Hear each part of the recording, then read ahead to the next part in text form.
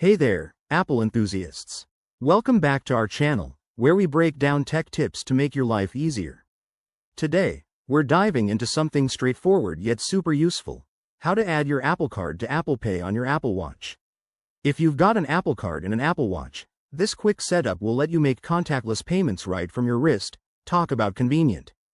Before we jump in, make sure you have the latest version of watchOS and iOS installed on your devices, and that your Apple Watch is paired with your iPhone.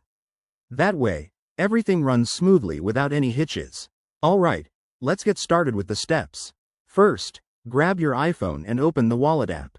It's the one with the wallet icon, easy to find. Once you're in, tap on the plus sign in the upper right corner to add a new card. Select Apple Card from your options. If it's your first time, you'll need to verify your identity, but don't worry, it's quick and secure.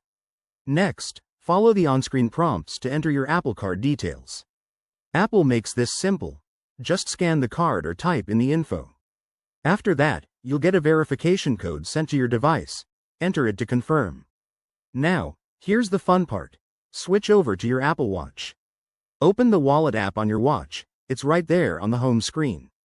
Your Apple Card should appear automatically, but if it doesn't, tap on Add Card and select it from your iPhone's wallet. Once added, double-check by going to the passcode settings on your watch and ensuring payments are enabled. Test it out by holding your watch near a payment terminal.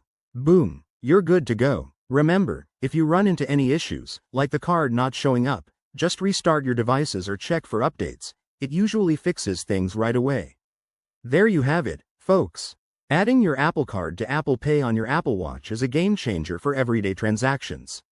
If you found this helpful, give it a thumbs up and subscribe for more Apple tips. Drop a comment below if you have questions. I'm here to help. Thanks for watching, and see you in the next video.